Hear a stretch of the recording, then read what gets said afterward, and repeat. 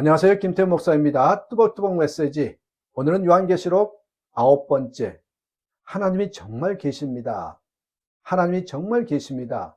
요한계시록 4장 1절에서 11절의 말씀 가지고 함께 뚜벅뚜벅 걸어가겠습니다. 주님은 이제 7교회에게 편지를 보내시고 그 편지에 이어 요한의 눈을 들어 하늘을 열어 보여주셨습니다. 1절. 그 뒤에 내가 보니 하늘의 문이 하나 열려 있었습니다. 그리고 전에 내가 들은 그 음성, 곧 나팔소리와 같이 나에게 들리는 그 음성이 이리로 올라오너라. 이 뒤에 일어나야 할 일들을 너에게 보여주겠다 하고 말하였습니다.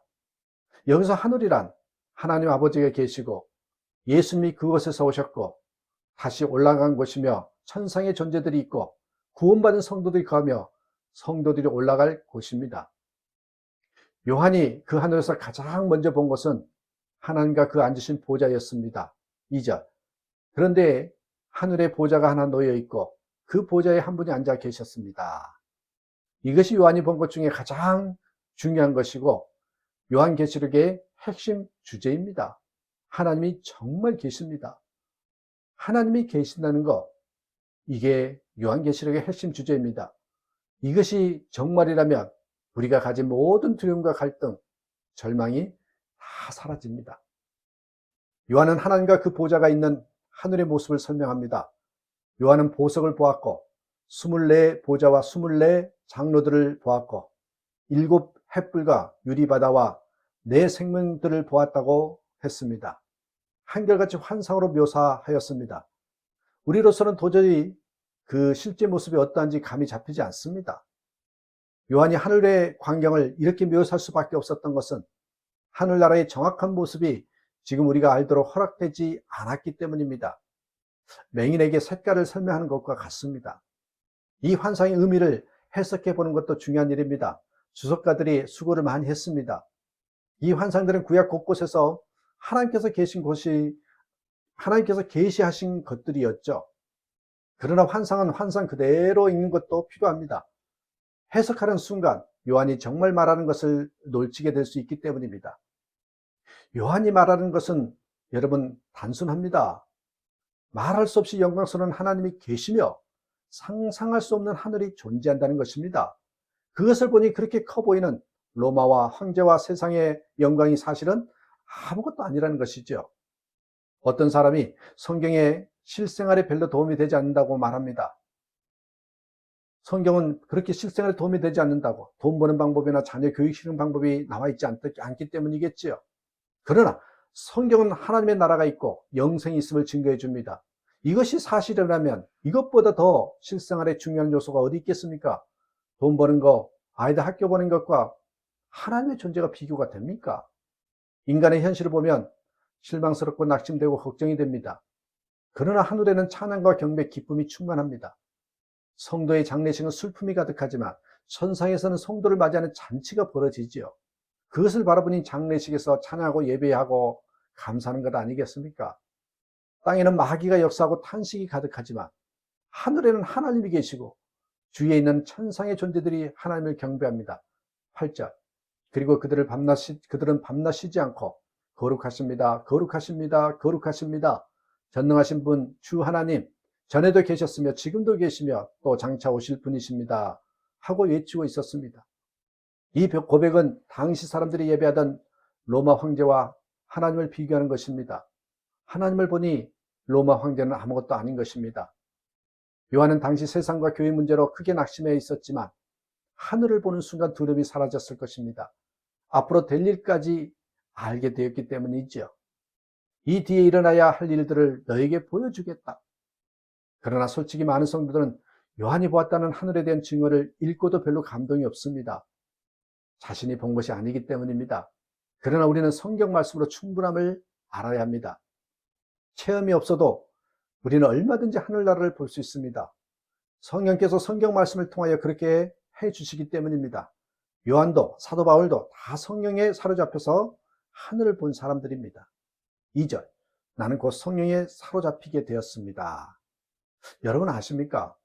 요한 안에 역사하신 성령은 지금 저와 여러분 안에 임하여 계신다는 사실을 말입니다. 요한은 성령으로 눈이 열려 하나님의 보좌와 그 앞에 드려지는 예배를 보았습니다. 우리도 지금 성령으로 예배를 하고 있잖아요. 지금 우리는 이 땅에서 예배하지만 영으로는 하늘에서 드려진 예배에 참여하고 있는 것입니다. 후안 카를로스 오르띠지 목사님의 책 주님과 동행하십니까에 나오는 짤막한 이야기입니다. 한 번은 목사님이 영국에 있는 링컨 교회에서 예배를 드리게 되었습니다. 그 교회 건물은 길이가 거의 210m나 되는 큰 건물이었고 예배당 중앙에는 오르간이 있었습니다. 성가대와 예배를 접전한 사제들은 모두 멋진 가운을 입고 있었습니다. 후안 목사는 예배를 드리면서 속으로 생각했습니다. 야, 예배당도 웅장하고 정말 멋있는 예배구나. 그 순간은 경건한 기도가 절로 나오는 것 같았습니다. 그래서 기도를 드렸습니다. 가장 높은 곳에 자정에 계신 우리 아버지시여, 오늘 아침 우리는 주의 존전에 모였습니다. 그때 주님이 책망하셨습니다. 닥쳐라. 너와 나는 온종일 대화를 나누며 지내고 있는데 이제 와서 가장 높은 곳에 자정에 계신 우리 아버지라고? 우리는 모든 것을 성령 안에서 보아야 합니다. 예배가 하늘에 열린 문이고 찬양은 하늘의 문을 여는 것이죠. 예배가 하늘에 열린 문이고 찬양은 하늘 문을 여는 것이다. 요한은 하늘을 보면서 예배는 어떻게 드려야 하는지를 깨달았습니다. 그는 24장로들이 예배하는 것을 보았습니다. 그들은 천상의 존재로서 신구약 모든 성도를 대표하는 존재입니다. 그들이 예배할 때 다 하나님 앞에 엎드렸고 자신의 멸관을 벗어 하나님 보좌 앞에 내어 놓았습니다. 10절 보좌에 앉아 계신 분 앞에 엎드려서 영원무궁하도록 살아계신 분들께 경배드리고 자기들의 면류관을 벗어서 보좌 앞에 내놓으면서, 그렇습니다. 우리가 예배할 때 하나님 앞에 정말 엎드리고 자신의 면류관을 벗어 하나님께 내어드린다면 제대로 예배하는 것입니다. 우리는 무엇을 주님께 드려야 합니까? 우리의 면류관입니다. 면류관을 벗는다는 말은 내가 내 인생의 임금이 아니라는 고백입니다. 내 삶의 주권은 하나님께 있다. 나는 죽고 예수로 산다는 것이죠. 왜 염려합니까? 왜 그렇게 낙심합니까? 왜 그 문제가 그렇게 심각하며 왜 그렇게 불만스럽습니까? 자기 면류관을 벗지 않고 움켜쥐고 있기 때문입니다. 사람들마다 허영심과 교만과 열등감이 있습니다. 나는 이만큼은 얻어야 하고 이만큼 대우받아야 한다는 생각을 품고 살아갑니다. 많은 사람들이 하나님을 예배하는 것이 아니라 자기를 예배하고 있습니다. 나는 하며 자기 면류관을 움켜쥐고 있으니 영안이 열리지 않고 하나님을 경배할 수 없는 것입니다. 우리는 예배할 때마다 자신의 허영심, 자존심, 교만과 열등감을 다 던져버려야 합니다. 오직 하나님만 바라보아야 합니다. 그러면 어떤 인생의 문제, 신앙의 문제, 땅의 문제가 있어도 두렵지도 염려하지도 않고 부럽지도 낙심하지도 않게 됩니다. 하나만 점검하십시다.